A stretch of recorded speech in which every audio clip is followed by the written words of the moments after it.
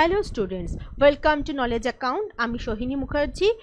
আজকে আমাদের যে টপিক নিয়ে আলোচনা করব, তোমাদের বহু প্রতীক্ষিত, অনেকের দাবি ছিল যে লাইট নিয়ে ম্যাম একটা ক্লাস করান। তো লাইট হচ্ছে সেই চ্যাপ্টার। প্রথম আমরা আজকে কি করবো, একটু থিওরি পড়ে নেব, তারপরে আমরা করব হচ্ছে সেই সম্পর্কিত কিছু এমসিকিউ। তাহলে আলো বলতে প্রথমে তুমি কি বোঝো? আলো মানে সূর্য থেকে আমাদের চোখে যেটা আসছে সেইটা। সূর্য থেকে কি আসছে? আলো। কিরকম ভাবে আসছে আলোটা? আসছে তুমি দেখো, ভালো করে আমরা বুঝতে পারবো যে আলো কিন্তু সর্বদা সরল রেখায় গমন করে, একদম স্ট্রেট লাইনে আলো গমন করছে একটা জায়গা থেকে আর একটা জায়গাতে। কিন্তু গমন করলেও আলো কি এভাবেই আসছে? কারণ আমাদের যদি এখানে পৃথিবী থাকে, সেই পৃথিবীতে আলো যে আসছে, মাঝখানে তো কোনো মাধ্যম নেই। তাই মাধ্যমহীন বা মাধ্যম ছাড়া যেখানে যে তরঙ্গ ভ্রমণ করে তাকে আমরা কি বলি? তাকে আমরা বলি হচ্ছে যাকে আমরা বলি হচ্ছে ইলেকট্রোম্যাগনেটিক তরঙ্গ বা ইলেকট্রোম্যাগনেটিক ওয়েভ বা তড়িৎ চুম্বকীয় তরঙ্গ। এখন এই তড়িৎ চুম্বকীয় তরঙ্গ যেটা দেখতে পাচ্ছ, সেটা কিন্তু আলো যে ভ্রমণ করে সেটা সেটা বাই নেচার তড়িৎচুম্বকীয় তরঙ্গ হলেও ও কিন্তু তির্যক তরঙ্গের মতন করে ভ্রমণ করে। তাই আলোকে আমরা কিন্তু তির্যক তরঙ্গের মতন করে ভ্রমণ করে এটাও কিন্তু বলতে পারবো। এবং কিভাবে করছে ছবিতে দেখো, 3 ডাইমেনশনাল বা 3D-তে ভ্রমণ করছে। 3D মানে কি বুঝতে পারছো না? ছবিটা কোনো ব্যাপার নেই, সামনের দিকে তাকিয়ে দেখো, তোমার সামনে একটা দেওয়াল আছে, মাথার উপরে তোমার ছাদ রয়েছে, তাই না? তো এটা তোমার মাথার উপরে ছাদ, সেই ছাদের যে কোণাটা আর তুমি যে সামনে বসে আছো সেটা হচ্ছে তোমার এই দেওয়ালটা, তোমার সামনের দেওয়াল, মাথার উপরে ছাদ। এবং এই দিকটা তুমি দেখে নাও, তোমার বাঁ দিকের যে দেওয়ালটা আছে, ঠিক তার কোণাটাতে তুমি দেখো, কোণাটা বরাবর তোমার কিন্তু সব দিকটার কত অ্যাঙ্গেল হচ্ছে? 90 ডিগ্রি করে অ্যাঙ্গেল হচ্ছে। সেই যে তিনটে মাধ্যমের মাঝখান দিয়ে যদি কোনো তরঙ্গকে তুমি কল্পনা করো, তাহলে সেটা কিরকম তরঙ্গ হবে? 3D তরঙ্গ হবে। সেটাই হচ্ছে আমাদের আলো ভ্রমণ করছে। তাহলে যদি প্রশ্ন করে যে আলো কিরম তরঙ্গ, সেটা ইলেকট্রোম্যাগনেটিকও তরঙ্গ বটে, আবার সেটা তির্যক তরঙ্গের মতন করেও ভ্রমণ করে বটে। দুটোই কিন্তু সঠিক। আলো কি? আলো কিন্তু শক্তির একটা রূপ। শক্তি বা শক্তি কি? শক্তির কোনো বিনাশ নেই, শক্তি অবিনশ্বর। শক্তি একটা রূপ থেকে শুধুমাত্র আর একটা রূপে কি হতে পারে? পরিবর্তিত হতে পারে। তাহলে যখন আমরা লাইট জ্বালাচ্ছি কি করছি? তড়িৎ শক্তি, কারেন্ট, তড়িৎ শক্তিটা কিসে রূপান্তরিত হচ্ছে? তাপ শক্তি রূপান্তরিত হচ্ছে, বাল্বের ফিলামেন্টকে গরম করছে, করে কি করছে? আলো দিচ্ছে, মানে আলো শক্তিতে রূপান্তরিত হলো। তাহলে শক্তি খালি কনভার্সন হচ্ছে। তাহলে আলো এক প্রকার শক্তি। এবার দেখি, যদি আমরা আলোর প্রাচীন ইতিহাস সম্পর্কে একটু দেখি, সেটা কি দেখব? যে আলো প্রাচীনকালে গ্রিক বিজ্ঞানীরা কি ভাবতেন? যে আমাদের চোখ আছে, সেই চোখ থেকে নিশ্চয়ই কোনো কিছু কণা বা কিছু বেরিয়ে গিয়ে কোনো একটা বস্তুর ওপর পড়ে এবং তাই জন্য আমরা বস্তুটাকে দেখতে পাই। পরবর্তীকালে কি দেখা গেল যে না, জিনিসটা এরকম নয়, নিশ্চয়ই সেই বস্তুটা থেকে কোনো একটা কিছু বেরোচ্ছে বা অন্য কোনো জায়গা থেকে সেই বস্তুর ওপর কিছু একটা পড়ছে, তাই জন্য আমরা জিনিসটাকে দেখতে পাচ্ছি। তাহলে আলো হচ্ছে কোনো বস্তু থেকে আসা আলো আমাদের চোখে এসে প্রবেশ করছে এবং সেই জন্যই কিন্তু আমরা দেখতে পাচ্ছি। অপটিক্স কাকে বলছি? পদার্থবিদ্যা, এটা একটা ফিজিক্সের একটা চ্যাপ্টার, যাতে আলোর ধর্ম, উৎস, বৈশিষ্ট্য নিয়ে আলোচনা করা হচ্ছে, তাকে আমরা অপটিক্স বলছি। কোন কোন বিজ্ঞানীরা এতে বিশেষ ভূমিকা পালন করেছেন দেখো। প্রথম হচ্ছে বিজ্ঞানী আইজ্যাক নিউটন। ইনি কি করেছিলেন? বিজ্ঞানী আইজ্যাক নিউটন আমাদের আলোর যে ধর্ম সম্পর্কে প্রথম বলেছিলেন। এবং উনি কি করেছিলেন? উনি একটা জিনিস নিয়ে আলোচনা, মানে প্রিজম নিয়ে উনি বিশেষ কিছু পরীক্ষা নিরীক্ষা করেছিলেন। এবং এই সময় করার সময় উনি যে সাদা আলো, সেটাকে যে 7টা মৌলিক বর্ণের আলোতে বিভক্ত করা যায়, এটা প্রথম আমাদের বিজ্ঞানী আইজ্যাক নিউটন প্রথম বলেন। এর পরবর্তীকালে কে আসেন হচ্ছে আমাদের একজন বিখ্যাত বিজ্ঞানী হাইজেনের বিখ্যাত আলোচনা হচ্ছে, উনি প্রমাণ করেন বা বলেন যে আলোর তরঙ্গ ধর্ম আছে বা আলোর তরঙ্গ তত্ত্ব সম্পর্কে উনি আলোকপাত করেন। পরবর্তীকালে বিজ্ঞানী আসেন আমাদের বিখ্যাত বিজ্ঞানী আলবার্ট আইনস্টাইন, যার বিখ্যাত থিওরি হচ্ছে quantum theory of light. Quantum theory of light. কিন্তু কোয়ান্টাম থিওরি যদি এমনি তোমাকে জিজ্ঞাসা করে তাহলে কিন্তু নিলস বোর এবং ম্যাক্স প্ল্যাঙ্ক প্রথম করেছিলেন। প্ল্যাঙ্ক যেটা ফোটন কণা, যে লাইটের যে ছোট ছোট কণাগুলোকে ফোটন কণা বলে, সেটা পরে উনি আবিষ্কার করেছিলেন। এর পরবর্তীকালে যে বিজ্ঞানী আসেন আর একজন বিজ্ঞানী, যার নাম হচ্ছে ডি ব্রগলি। ডি ব্রগলি কি? ইনি একটা ইকুয়েশন দেন, যে ইকুয়েশনটা প্রমাণ করে যে আলোর মধ্যে কণা তত্ত্ব, মানে আলো কণার মতন আচরণ করে, আবার আলো তরঙ্গের মতন আচরণ করে। এই যে জিনিসটা, সেটাই ডি ব্রগলির যে ইকুয়েশন, সেটা দ্বারা মতন বোঝা যাচ্ছে। তো এই হচ্ছে আমাদের আলোর যে সম্পর্কিত যে ব্যাপারটা, যে হিস্ট্রিটা কোন কোন বিজ্ঞানীর, তোমাদের কিন্তু এই ধরে প্রশ্ন আসতে পারে যে কোন বিজ্ঞানী কোনটা করেছেন, তোমাদেরকে আমরা বললাম। এবার আমরা দেখে নেব, দেখো যে মিডিয়ামস অফ লাইট মানে কি, যে আলো কি কি মাধ্যমের মধ্য দিয়ে যেতে পারে। যে মাধ্যমের মধ্যে দিয়ে যেতে পারে তিনটে আছে। ফার্স্ট হচ্ছে কি ট্রান্সপারেন্ট, মানে যাকে আমরা বলছি হচ্ছে স্বচ্ছ মাধ্যম, মানে যার মাধ্যমে আলো কিন্তু একটা দিক থেকে আর একটা প্রান্তে পরিষ্কার চলে যেতে পারছে। দু নম্বরটা কি? দু নম্বরটা হচ্ছে ট্রান্সলুসেন্ট, যাকে আমরা বলছি হচ্ছে অর্ধ স্বচ্ছ। অর্ধ স্বচ্ছ মানে যদি তুমি একটা কাগজ নাও, সেই কাগজকে তুমি যদি তেলের ঢাকনা হালকা করে তেল দিয়ে রাখো, তাই দিয়ে টিউবলাইটের কাছে ধরো, দেখবে একটু একটু আলো তোমার চোখে এসে পৌঁছাচ্ছে, সেটা হয়ে যাচ্ছে আমাদের ট্রান্সলুসেন্ট। 3 নম্বর হচ্ছে ওপেক। ওপেক মানে কি? ওপেক মানে হচ্ছে যে যখন কোনো আলোই তোমার চোখে এসে পৌঁছচ্ছে না, মানে কোনোভাবেই জিনিসটা একদমই কোনোভাবেই আলোটা এসে পৌঁছচ্ছে না, সেই মাধ্যমটাকে আমরা ওপেক মাধ্যম বলছি। এরপরে হচ্ছে যদি আলোর উৎস বলে আমরা দেখি, আলো কিভাবে আসছে। দেখো আলোর উৎস দু রকম হয়। একটা কি? একটা হচ্ছে স্বপ্রভ। স্বপ্রভ কোনটা? যে নিজেই আলোকিত হয়ে আলো দিচ্ছে, যেমন এই বাল্বটা, যেমন সূর্য, যেমন মোমবাতি, এরা কি স্বপ্রভ, মানে নিজেরাই কিন্তু আলো দিচ্ছে। তাহলে আর একটা কি? আর একটা হয়ে যাচ্ছে হচ্ছে নিষ্প্রভ বা অপ্রভ বস্তু। সেগুলো কোনগুলো? যেমন হচ্ছে পৃথিবী, যেমন হচ্ছে বই, যেমন হচ্ছে বিভিন্ন গাছ। মানে কি সূর্য থেকে যে আলোটা আসছে, সেই আলোটাতেই কিন্তু আমরা পৃথিবী এটা পৃথিবী আছে, এটা তুমি চাঁদও বলতে পারো, তুমি আমরা গাছও বলতে পারি। মানে সূর্যের আলোটাই কিন্তু আমাদের এই গাছকে বা বই খাতাগুলোকে দেখতে সাহায্য করছে। এদের নিজস্ব কিন্তু আলো নেই, তাই একে আমরা কি বলছি? অপ্রভ বা নিষ্প্রভ বস্তু। এরপরে দেখো আলোর কিছু ধর্ম আমরা দেখব। প্রথম ধর্মটা কি? আলো হচ্ছে সরল রেখায় চলে, সবসময় আলো কিন্তু একটাই সরল রেখায় চলবে। 2 নম্বর কি? আলোর প্রতিফলন বা রিফ্লেকশন ধর্ম আছে। 3 নম্বর কি? আলো প্রতিসরণ বা রিফ্র্যাকশন করতে পারে। আলোর ব্যতিচার ধর্ম আছে, আলোর অপবর্তন ধর্ম আছে, বিচ্ছুরণ আছে এবং সমাবর্তন ধর্ম আছে। এই ধর্মগুলো আলো মেনটেন করে চলে। আলো যে এক সরল রেখায় চলে, এবার দেখে নেই আমরা যে যখন তিনটে ভাবে আলো আমাদের কোনো মিরর, সেটা অবতল বা উত্তল বা সমতল বা লেন্স, যে কোনো মাধ্যমে যখন আলো এসে পড়ে, তিনটে ভাবে পড়তে পারে। কি? ফার্স্ট হচ্ছে আলো সমান্তরালে পড়তে পারে, ওকে। 2 নম্বর হচ্ছে আলো ডাইভারজেন্ট বিমের মাধ্যমে পড়তে পারে। মানে কি? মানে একটা জায়গা থেকে আলোক উৎস থেকে মনে হবে যে রশ্মিগুলো ছড়িয়ে যাচ্ছে চারপাশে। এই যে ছড়িয়ে যাচ্ছে আলোক রশ্মি গুচ্ছগুলো, এগুলোকে আমরা কি বলি? মনে হচ্ছে না একে অপরের থেকে দূরে চলে যাচ্ছে, এটা হচ্ছে আমাদের অপসারী আলোক রশ্মি গুচ্ছ। আলোক রশ্মি, ঠিক আছে। আর একটা আছে, সেটা কি? সেটা যেন মনে হবে সব জায়গা থেকে আলোক রশ্মিগুলো এসে একটা বিন্দুতে এসে মিলিত হচ্ছে, মানে একটা কোনো জায়গাতে এসে কেন্দ্রীভূত হচ্ছে। একে আমরা কি বলি? একে আমরা বলি হচ্ছে কনভার্জেন্ট বিম বা অভিসারী আলোক রশ্মিগুচ্ছ। তাহলে এই তিনটে ধরনের। আর প্যারালাল বিমের যে আলোক রশ্মিগুচ্ছগুলো, সেগুলো কি? সেগুলো পরস্পরের সঙ্গে সমান্তরালে যায়।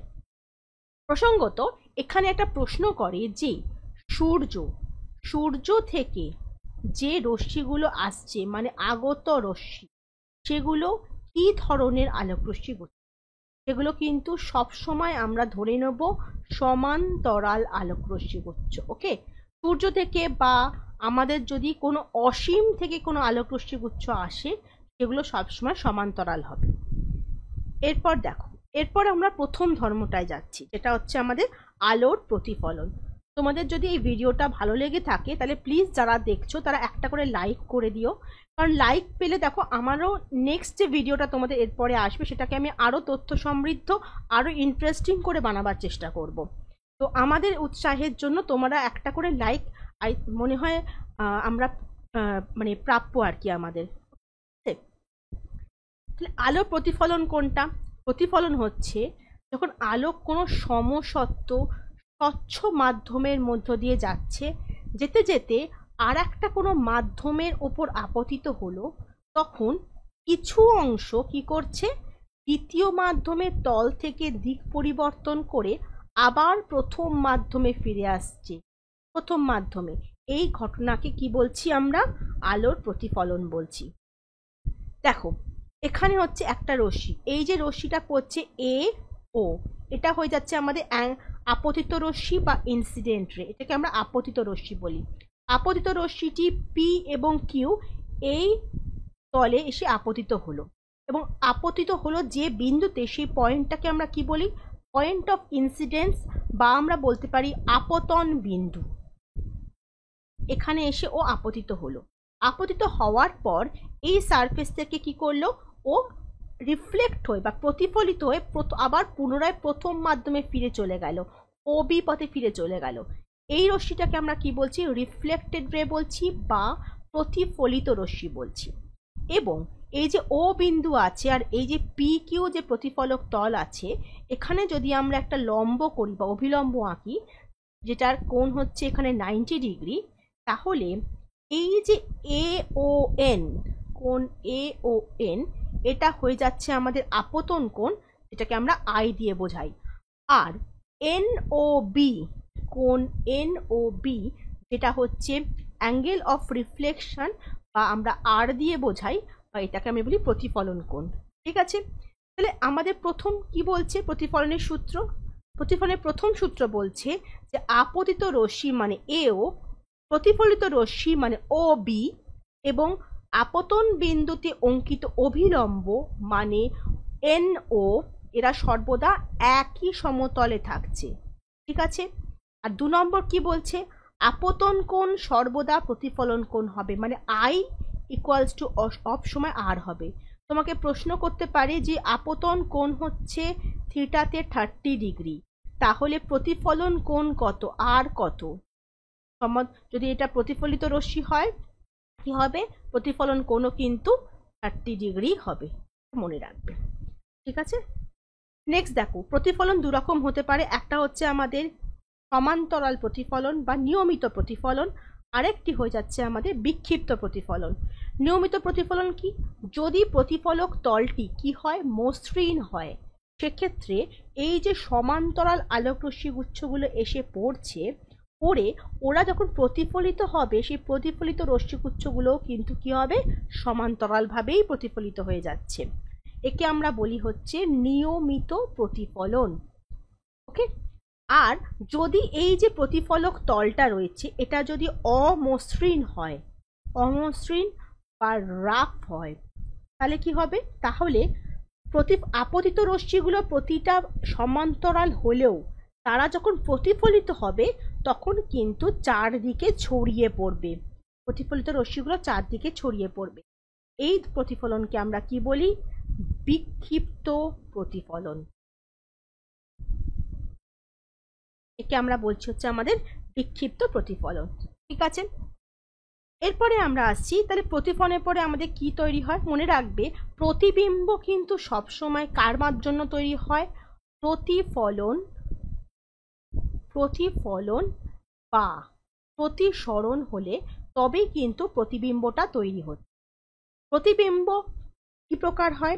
প্রতিবিম্ব দুটি প্রকারের হতে পারে। কি কি?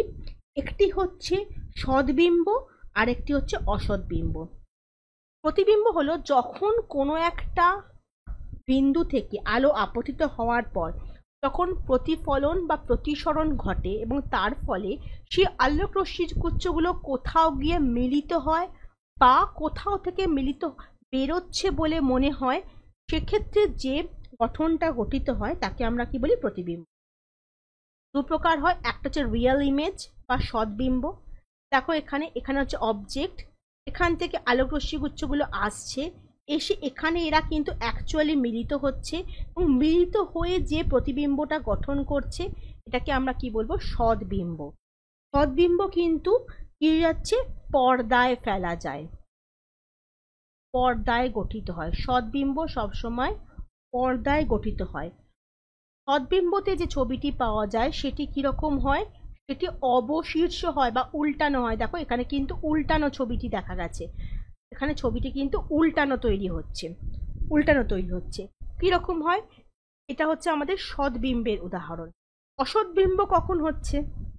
অসৎবিম্ব হচ্ছে যখন প্রতিফলন বা প্রতিসরণ, এখানে প্রতিফলন দেখিয়েছি, প্রতিফলন এখানে এটি যেটি বক্র দর্পণ, গলীয় দর্পণ, প্রতিফলিত হওয়ার পর এইখানে রশ্মিগুলো এগুলো রশ্মিগুলো অপসৃত হয়ে যাচ্ছে, এখানে আপতিত হওয়ার পর রশ্মিগুলো অপসৃত হয়ে যাচ্ছে এবং আমরা যদি মনে করি যে কোথা থেকে এরা বেরোচ্ছে আর কি, বা মিলিত হচ্ছে বলে মনে হচ্ছে, তাকে আমরা কি বলছি?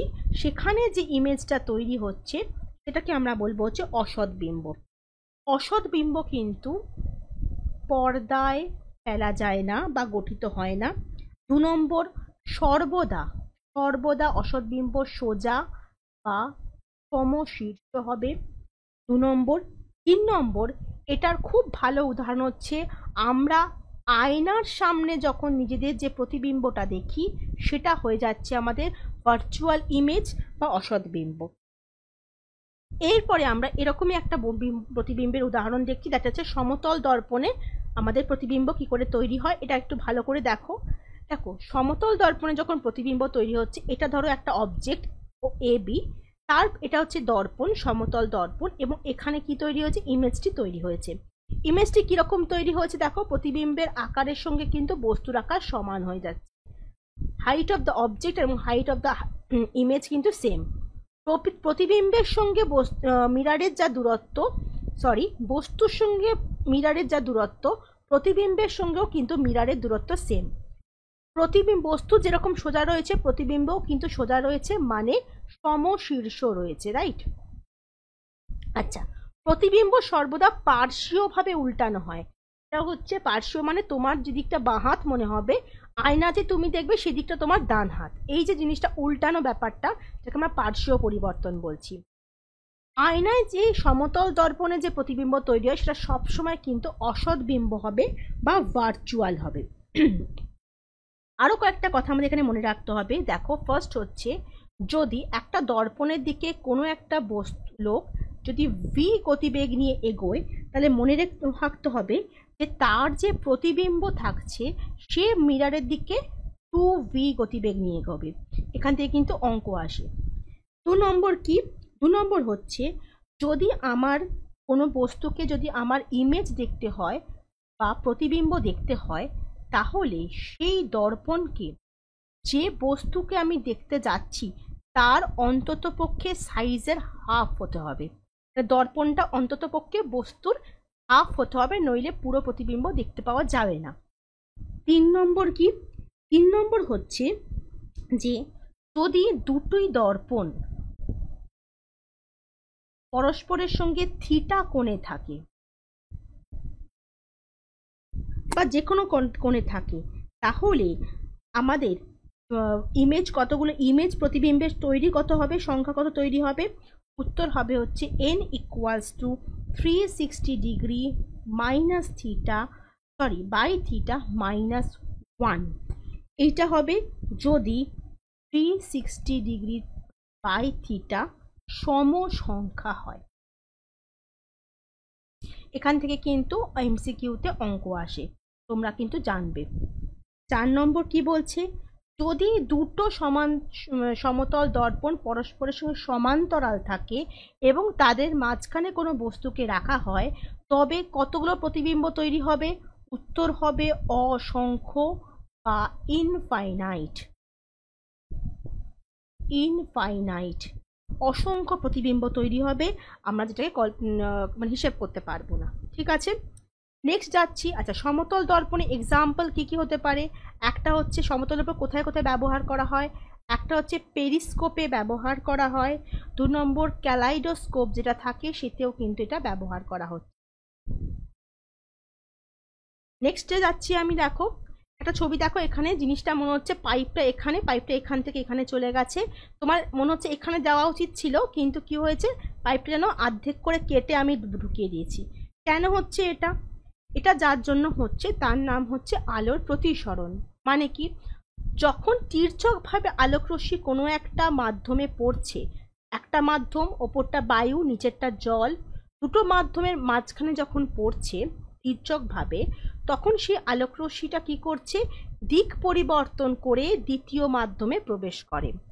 ছবিতে দেখে নিই, এখানে আপতিত আলোকরশ্মি লঘু মাধ্যম, মানে যেমন এখানে বায়ুতে আছে, সেখান থেকে জল যেটা হচ্ছে অপেক্ষাকৃত ঘন মাধ্যম, জলে প্রবেশ করছে। যখন প্রবেশ করছে রশ্মিটা কি হচ্ছে, দেখো ওর এভাবে বেরিয়ে যাওয়ার কথা ছিল সোজাসুজি, কিন্তু ও দিক পরিবর্তন করে কি করছে, অভিলম্ব যে থাকছে তার দিকে এগিয়ে আসছে, দিয়ে এইটা হয়ে যাচ্ছে ওর কিন্তু প্রতিসরণ কোণ। এই যে সরে আসছে ঘটনাটা, এটাকে আমরা কি বলছি, প্রতিসরণ বলছি। প্রতিসরণের সূত্র দুটো আছে, প্রথম হচ্ছে আপতিত রশ্মি, এটা প্রতিসৃত রশ্মি এবং আপতন বিন্দুতে অঙ্কিত অবিলম্ব একই সমতলে থাকবে। আর 2 নম্বরটা হচ্ছে ভেরি ভেরি ইম্পর্টেন্ট, যেটা লিখে রাখো একদম, পরীক্ষাতেও আসে, সেটা হচ্ছে আপতন কোণের সাইন এবং প্রতিসরণ কোণের সাইনের অনুপাত একটি নির্দিষ্ট মাধ্যমের জন্য ধ্রুবক থাকবে। এই ধ্রুবককে আমরা মিউ বলে জানি, যাকে আমরা কি বলি, রিফ্র্যাক্টিভ ইন্ডেক্স বা আর আই বা প্রতিসরণ সূচক। Sine I by sine R equals to mu. এই মিউ, এটাকে আমরা কি বলছি, স্নেলের সূত্র। স্নেলের সূত্র কার সঙ্গে সম্পর্কিত, আলোর প্রতিসরণের সঙ্গে কিন্তু স্নেলের সূত্রটি সম্পর্কিত। এর সঙ্গে কি সম্পর্কিত, মিউ আবার কার সঙ্গে রিলেটেড, বাতাসে আলোর বেগ এবং তার সঙ্গে কোনো মাধ্যমে আলোর বেগের সঙ্গে রিলেটেড। এখানে দেখো কয়েকটা জিনিস দিয়েছে, এটা পরীক্ষাতে আমাদের আসে। যদি তরঙ্গ দৈর্ঘ্য বেড়ে যায় তাহলে রিফ্র্যাক্টিভ ইন্ডেক্স বা প্রতিসরাঙ্কটা কমে যাবে। সব থেকে বেশি প্রতিসরাঙ্ক কার, ভায়োলেট বা বেগুনি লাইটের, এবং যার প্রতিসরাঙ্ক সব বেশি তার কিন্তু তরঙ্গ দৈর্ঘ্যটা কম থাকবে। সব থেকে মিনিমাম প্রতিসরাঙ্ক কার, মিনিমাম প্রতিসরাঙ্ক হয়ে যাচ্ছে রেড লাইটের বা লাল আলোর, এই লাল আলোর ওয়েভলেংথ হয়ে যাচ্ছে আমাদের ম্যাক্সিমাম। আচ্ছা, রিফ্র্যাক্টিভ ইন্ডেক্স অফ মিডিয়াম, মানে আলোর কোনো মাধ্যমের প্রতিসরাঙ্ক কমে যাবে কার ওপর ডিপেন্ড করে, যদি তাপমাত্রা বাড়ে সেক্ষেত্রে কিন্তু সেইটা কমতে শুরু করছে।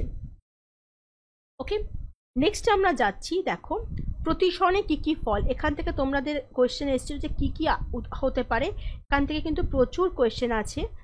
নক্ষত্র যে ঝিকমিক করে প্রতিসরণের জন্য করে, সূর্যোদয় বা সূর্যাস্তের কিছু পূর্বে বা কিছু পরেও আমরা সূর্যকে দেখতে পাই, কেন, প্রতিসরণের জন্য। কঠিন, আমাদের যে কঠিন পদার্থে, কঠিনের মধ্যে বায়ু থেকে গ্লাসে প্রতিসরণের যে উদাহরণ সেটা কি, লেন্স, কারণ লেন্স কাঁচ দিয়ে তৈরি হচ্ছে। কোনো কিছু, যে জলের বালতি হোক, কোনো কিছু হোক, যদি কোনো মুদ্রা নিচে আছে বা কোনো বস্তু নিচে আছে কিন্তু আমরা তাকে চাক্ষুষ অনেকটা ওপরে দেখতে পাচ্ছি, বা যেটা আমার দেখার কথা নয় এমন কোনো জিনিসকে আমি দেখতে পাচ্ছি, এই ধরনের যদি প্রশ্ন করে সবসময় উত্তর হবে হচ্ছে প্রতিসরণের জন্য জিনিসটা ঘটছে, সবসময় উত্তর হবে প্রতিসরণের জন্য জিনিসটা কিন্তু ঘটছে। নেক্সট দেখো দুটো ছবি আছে এখানে, প্রথম হচ্ছে লঘু মাধ্যম থেকে আলোকরশ্মি কোথায় আসছে, ঘন মাধ্যমে আসছে, আর একটাতে দেখো ঘন মাধ্যম থেকে আলোকরশ্মি কি হচ্ছে, লঘু মাধ্যমে। কি ডিফারেন্স আছে, আপতিত আলোকরশ্মির এই কোণটা কি, এই কোণটা হচ্ছে আপতন কোণ, আর এই কোণটা হচ্ছে আমাদের প্রতিসরণ কোণ। তো লঘু থেকে যখন ঘন মাধ্যমে আপতিত আলোকরশ্মি আসবে সেক্ষেত্রে আপতন কোণ যেটা থাকছে সেটা কিন্তু সর্বদা প্রতিসরণ কোণ যে থাকছে তার থেকে কি হবে, বেশি হবে, অলওয়েজ, মানে আই গ্রেটার দেন আর হবে। এখান থেকে এখানে চলে যাওয়ার কথা ছিল কিন্তু যায়নি, কি করেছে, অবিলম্বের দিকে বেঁকে গেছে। আপতিত লঘু মাধ্যম থেকে ঘন মাধ্যম এলে রশ্মিটা কি করে, অভিলম্বের দিকে বেঁকে যায়। উল্টো দিকে দেখো এখানে কি হচ্ছে, এখানে ঘন মাধ্যম থেকে লঘু মাধ্যমে আসছে, এখানে কিন্তু আপতন কোণ যেটা রয়েছে ওর কিন্তু এভাবে চলে যাওয়ার কথা ছিল আপতিত রশ্মিটার, কিন্তু ও কিন্তু কি করেছে, অভিলম্ব থেকে দূরে সরে গেছে। এটা হচ্ছে অভিলম্ব থেকে দূরে সরে গেছে। এক্ষেত্রে কিন্তু হয়ে যাবে আমাদের প্রতিসরণ কোণটা বেশি হবে এবং আপতন কোণটা কি হয়ে যাবে, কম হবে। আপতন কোণটা কিন্তু প্রতিসরণ যে কোণ থাকছে তার থেকে কিন্তু কম হবে, বা আই লেস দ্যান আর হয়ে যাবে। ঠিক আছে, তাহলে এর ওপর ভিত্তি করে দেখো আমাদের যেটা আমাদের দুটো এক্সাম এমসিকিউতে প্রশ্ন আসে। একটা হচ্ছে যখন আলোক রশ্মি লম্বভাবে কোনো কাঁচের আয়তাকার অংশ, কাঁচের স্ল্যাবের মধ্যে প্রতিষ্ঠিত হচ্ছে, যখন এই কোণটা কত হচ্ছে, একদম লম্বভাবে আপতিত হচ্ছে, তখন কিভাবে প্রতিসরণ হবে? তখন কিন্তু কোনো প্রতিসরণ হবে না, তখন কিন্তু কি হবে, সোজা বেরিয়ে যাবে। এটা কিন্তু মনে রাখতে হবে, একদম সোজাসুজি বেরিয়ে যাবে। আর একটা কেস হতে পারে কি, না যখন এরকম আয়তাকার কোনো একটা কাঁচের স্ল্যাবের মধ্যে দিয়ে আলো প্রতিষ্ঠিত হচ্ছে, সেখানে এখানে হচ্ছে বায়ু মাধ্যম, তারপরে হচ্ছে কাঁচ মাধ্যম, তারপরে আবার বায়ু মাধ্যম। সেক্ষেত্রে যখন আপতিত আলোক রশ্মিটা আলটিমেটলি বেরোবে, তখন এখানে একবার প্রতিষ্ঠিত হবে, আবার এখানে আবার প্রতিষ্ঠিত হবে। সেক্ষেত্রে এইখানে আপতিত রশ্মিটা এবং এখান থেকে যে আলটিমেটলি যে রশ্মিটা বেরোচ্ছে, দুজন কি হবে, পরস্পরের সঙ্গে কি হবে, সমান্তরাল হবে। ঠিক আছে, এই ইনসিডেন্ট রে এবং এই যে এমার্জেন্ট রে এরা পরস্পরের সঙ্গে কিন্তু সমান্তরাল হবে। এই দুটো কিন্তু তোমাদের মনে রাখতে হবে। এরপরে আসছে আমরা আভ্যন্তরীণ পূর্ণ প্রতিফলন এবং সংকট কোণের কথা।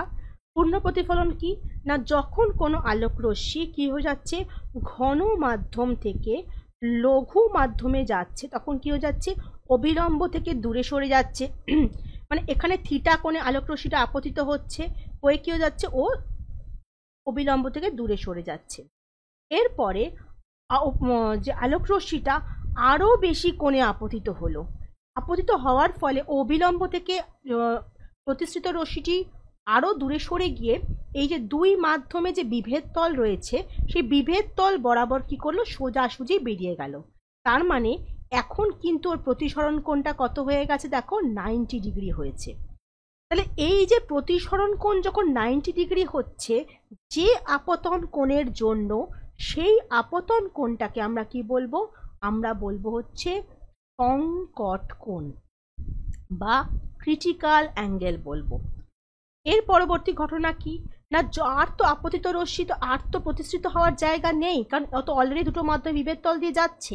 কিন্তু যখন আবার রশ্মিটা আবার আপতিত হচ্ছে, কিন্তু এবারে এই যে সংকট কোণের থেকেও তার আপতন কোণটা বেশি, তার মানে এবারে তার আপতন কোণটা কিন্তু সংকট কোণ বা ক্রিটিক্যাল অ্যাঙ্গেলের থেকেও বেশি কোণে আপতিত হলো। তখন রশ্মি আর প্রতিষ্ঠিত হওয়ার জায়গা নেই, তখন সে কি করবে, তখন এই স্ল্যাবের মাঝখান দিয়ে পুরোপুরি পূর্ণ প্রতিফলিত হয়ে আবার প্রথম মাধ্যমে ফিরে আসবে। এই যে ঘটনাটা যেটা পুরোপুরি প্রতিফলিত হয়ে ফিরে আসছে, একে আমরা কি বলছি, আভ্যন্তরীণ পূর্ণ প্রতিফলন বা টোটাল ইন্টারনাল রিফ্লেকশন।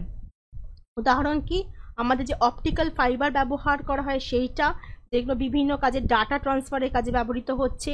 এছাড়া হীরের যত ভালো কাটিং হয় তত কিন্তু একবার আলো ঢুকে এর মধ্যে প্রতিফলিত হতে থাকে। 3 নম্বর হচ্ছে যে মিরেজ বা মরিচিকা যেটা ঘটছে, সেটাও কিন্তু আমাদের আভ্যন্তরীণ পূর্ণ প্রতিফলনের জন্য হচ্ছে। এন্ডোস্কোপি, যেটা আলোর মাধ্যমে আমাদের শরীরের ভেতরে কিছু রোগ নির্ণয় করা যায়, সেটা কার জন্য হচ্ছে, সেটাও কিন্তু আভ্যন্তরীণ পূর্ণ প্রতিফলনের উদাহরণ। এছাড়া আর যেগুলো আসে, যেটা হচ্ছে কোনো কারণে ভূষা কালি মাখানো কালো রঙের লোহার বলকে তুমি যদি জলে ডোবাও, তাহলে পূর্ণ প্রতিফলনের জন্য মনে হবে যে পারদের বল জলে ডোবানো আছে। বুদবুদকে চকচকে দেখায়, পদ্ম পাতার উপর বৃষ্টি পড়লে চকচকে দেখায়, সবকটাই কিন্তু আমাদের আভ্যন্তরীণ যে পূর্ণ প্রতিফলন আছে তার উদাহরণ। নেক্সট যাচ্ছি, দেখো এবার তাহলে আমাদের এখানে আমরা আজকে এত অবধি করেছি, তো কেমন লাগলো তোমরা আমাকে বলবে, এবং প্লিজ তোমরা একটু করে লাইক দিয়ে দিও। এরপর আমি তোমাদের উপর এমসিকিউ রেখেছি, যেগুলো আমাদের প্রিভিয়াস ইয়ারে আগে এসছে বা অন্যান্য জায়গায় এসছে। আলো হলো এক প্রকার অনুদৈর্ঘ্য তরঙ্গ, তির্যক তড়িৎচুম্বকীয় তরঙ্গ দুটোই। উত্তর হয়ে যাচ্ছে কিন্তু তির্যক তরঙ্গ এবং তড়িৎচুম্বকীয় তরঙ্গ দুটোই। সমতল দর্পণে বস্তুর দিকে দূরে সরে গেলে কি হয়? প্রতিবিম্ব ছোট হয়ে যায়, বড় হয়ে যায়, সমদূরত্বে সরে যায়, দ্বিগুণ হয়ে যায়। উত্তর হচ্ছে সমদূরত্বে সরে যাচ্ছে। একটি আলোকরশ্মি লম্বভাবে আপতিত হলে প্রতিফলন কোণ কত হবে? কোনো ওপর যদি লম্বভাবে আপতিত হয় আলোকরশ্মি, প্রতিফলিত রশ্মিটা কিন্তু সোজা ওই পথেই আবার ফিরে যাবে, কোনো এদিক ওদিক প্রতিফলিত হবে না। উত্তর হয়ে যাবে আমাদের 0 ডিগ্রি। রমেশ এবং তার দর্পণের মধ্যে দূরত্ব কত? দূরত্ব হয়ে যাচ্ছে আমাদের 5 মিটার। দর্পণের দিকে যদি 2 মিটার, এখানে হচ্ছে প্রতিবিম্ব 5 মিটার দূরত্বে আছে। দর্পণের দিকে যদি রমেশ 2 মিটার এগিয়ে আসে, মানে ওইদিকে 2 মিটার এগিয়ে এসছে, তার মানে এখনো দূরত্ব কত? 3 মিটার। তার মানে প্রতিবিম্ব 2 মিটার এগিয়ে এসছে, তাই না? প্রতিবিম্ব কত হচ্ছে? 3 মিটার। তাহলে এখন দুজনের মধ্যে দূরত্ব কত হয়ে যাবে? 3 + 3 কত? 6 মিটার। একটি সমতল দর্পণ 15 সেন্টিমিটার পার সেকেন্ড বেগে দর্শকের দিকে অগ্রসর হচ্ছে। দর্শক সাপেক্ষে প্রতিবিম্বের গতিবেগ কত হবে? v/2v বলেছি, উত্তর হয়ে যাবে আমাদের 30 সেন্টিমিটার। চোখে দেখা যায় এবং পর্দাতেও ফেলা যায় কোন ধরনের প্রতিবিম্ব? সদ্বিম্ব, অসদ্বিম্ব, দুটোই, কোনটি নয়। উত্তর হয়ে যাচ্ছে আমাদের সদ্বিম্ব। একটি সমতল দর্পণে বক্রতা ব্যাসার্ধ কত হয়? উত্তর হবে আমাদের অসীম। একটি বস্তু 3টি প্রতিবিম্ব পেতে কত কোণে দুটি সমতল দর্পণকে রাখতে হবে? দেখো উত্তর হয়ে যাচ্ছে আমাদের, আগেই বলেছি, n = 360 ডিগ্রি বাই থিটা -1। তাহলে কত? 3টি প্রতিবিম্ব পেতে হবে, মানে 3 = 3 + 1, 360 ডিগ্রি বাই থিটা, তার মানে হচ্ছে 4, তাই না? তাহলে 3 + 4, তাহলে থিটা = হয়ে যাচ্ছে 360 বাই 4, মানে হচ্ছে 4 নং 36, 90 ডিগ্রি। আনসার আছে আমাদের 90 ডিগ্রি। যদি সমান্তরাল আয়নার মাঝে একটি বস্তুকে রাখা হলে কটি প্রতিচ্ছবি তৈরি হবে? ইনফাইনাইট। ক্যালাইডোস্কোপে কি ধরনের দর্পণ ব্যবহার? ক্যালাইডোস্কোপ হচ্ছে এরকম দেখতে, এখানে কি হয়? অনেক রং বেরঙের জিনিস দেখতে পাওয়া যায়। উত্তর হয়ে যাচ্ছে আমাদের সমতল দর্পণ। আলোর প্রতিসরণের দ্বিতীয় সূত্রের প্রবক্তাকে? উত্তর হচ্ছে আমাদের স্নেল। প্রথম সূত্র বলেছিলেন বিজ্ঞানী টলেমি। আলোর প্রতিসরণে কোনটি অপরিবর্তিত থাকে? Frequency, wavelength, velocity, amplitude. উত্তর হয়ে যাচ্ছে আমাদের ফ্রিকোয়েন্সি, ওয়েভলেংথ, ভেলোসিটি, অ্যামপ্লিটিউড কিন্তু পরিবর্তন হয়। পদার্থবিদ্যায় নোবেল জয়ী 1930 সালে সিভি রমনের গবেষণায় আলোর কোন ধর্মের সাথে সম্পর্কিত? উত্তর হয়ে যাচ্ছে বিচ্ছুরণ। রঙিন কাঁচকে গুঁড়ো করলে সাদা দেখার কারণ কি? উত্তর হচ্ছে আমাদের বিক্ষিপ্ত প্রতিফলন। দৃশ্যমান আলোর তরঙ্গ দৈর্ঘ্য কত? দৃশ্যমান আলোর তরঙ্গ হচ্ছে 400 থেকে 800 ন্যানোমিটার। এটা হচ্ছে ভিজিবল লাইট আমাদের, যেখানে তড়িৎচুম্বকীয় তরঙ্গ শুরু হয় আমাদের গামা রে দিয়ে, হয় হচ্ছে তোমার রেডিও ওয়েভ অবধি চলে, সরি এ অবধি চলে। তো এর মাঝখানে থাকে হচ্ছে ভিজিবল লাইট, মোটামুটি 400 থেকে 700 বা 750 বা 800 ন্যানোমিটার অবধি থাকে। আলোর প্রতিসরণে আলোকরশ্মি লম্বভাবে আপতিত হলে চ্যুতি কত হবে? উত্তর হবে 0 ডিগ্রি। জলের বায়ু বুদবুদকে চকচকে কেন দেখায়? আভ্যন্তরীণ পূর্ণ প্রতিফলনের জন্য। অপটিক্যাল ফাইবারের কার্যনীতি কি? আভ্যন্তরীণ পূর্ণ প্রতিফলনের জন্য। এগুলো কিন্তু খুব ইম্পর্টেন্ট কোয়েশ্চেন। নিচের কোন বর্ণের আলোর জন্য মাধ্যমে প্রতিসরাঙ্ক সবচেয়ে বেশি? উত্তর হবে এখানে নীল। আলোকরশ্মি যখন বায়ু মাধ্যম থেকে জল মাধ্যমে, মানে লঘু মাধ্যম থেকে যখন ঘন মাধ্যমে প্রবেশ করে, তখন তরঙ্গ দৈর্ঘ্য কি হয়? তরঙ্গ দৈর্ঘ্য তখন হ্রাস পাবে। এটা কিন্তু বায়ু থেকে যদি তোমার কাঁচে বলতো তাহলেও কিন্তু একই হতো, লঘু থেকে ঘনতে যাচ্ছে। আলোর তরঙ্গ দৈর্ঘ্য যদি বাড়ে, প্রতিসরাঙ্ক কি হবে? প্রতিসরাঙ্ক কমে যাবে, কারণ এদের মধ্যে সম্পর্ক হচ্ছে আমাদের ব্যস্তানুপাতিক। গ্লিসারিনের মধ্যে কাঁচের দণ্ড ডোবালে দ্বন্দ্বটি কি হবে? কাঁচের দণ্ড ডোবালে প্রতিসরণ হওয়ার কথা, কিন্তু যেহেতু দুজনের প্রতিসরণ সূচকটা সেম, তাই জন্য রিফ্র্যাক্টিভ ইন্ডেক্সটা কিন্তু গ্লিসারিন এবং কাঁচের প্রায় সমান, তাই জন্য দেখা যাবে না। মরীচিকা কিসের উদাহরণ? মরীচিকা হয়ে যাচ্ছে আমাদের আভ্যন্তরীণ পূর্ণ প্রতিফলনের উদাহরণ। আলোর কণা তত্ত্ব কি আবিষ্কার করেছিলেন? বিজ্ঞানী প্লাঙ্ক। আপতন কোণ যদি আই হয় তবে সমতল দর্পণে চ্যুতির সূত্রটি কি হবে? উত্তর হচ্ছে 180 ডিগ্রি -2i, এটা হচ্ছে চ্যুতির সূত্র। দেখো একটা অঙ্ক দিয়ে, সমতল দর্পণের আপতন কোণ কত হলে রশ্মির চ্যুতি কোণ 90 ডিগ্রি হবে? দেখো আমি আগেই বলেছিলাম তোমাদের যে চ্যুতি কোণ মানে হচ্ছে 180 ডিগ্রি মাইনাস 2i, তাই না? তাহলে এখানে 90 ডিগ্রি বলে দিয়েছে চ্যুতি কোণ, তাহলে 180 degree minus 2i, that is 90 degree minus 180 degree equals to minus 2i, মানে i ইকুয়ালস টু হয়ে যাচ্ছে আমাদের 45 ডিগ্রি। আনসার হচ্ছে 45 ডিগ্রি। নিচের কোণটি সমতল দর্পণের প্রতিবিম্বে একই হবে পিক এগুলোর মধ্যে? উত্তর আছে যে OXT। কেন না, দেখো যে এর একমাত্র ও, এক্স এবং টি এদের কোনো পার্শ্বীয় পরিবর্তন হবে না, বাকি সবগুলো কিন্তু সমতল দর্পণে কি হয়ে যাচ্ছে, পার্শ্বীয় পরিবর্তনে, বিয়ের হয়, এগুলো সবকটার পার্শ্বীয় পরিবর্তন হচ্ছে। বায়ু সাপেক্ষে হীরার সংকট কোণ কত? উত্তর হচ্ছে 24 degree, to be exact 24.4 degree হয় অ্যাকচুয়ালি। এখানে এই যে কোণটাকে, এটাকে আমরা ক্রিটিক্যাল অ্যাঙ্গেল বলছি হীরার ক্ষেত্রে। এত অবধি ছিল তোমাদের কোয়েশ্চেন। কেমন লাগলো সবাই প্লিজ জানাবে, অ্যান্ড থ্যাংক ইউ ক্লাস।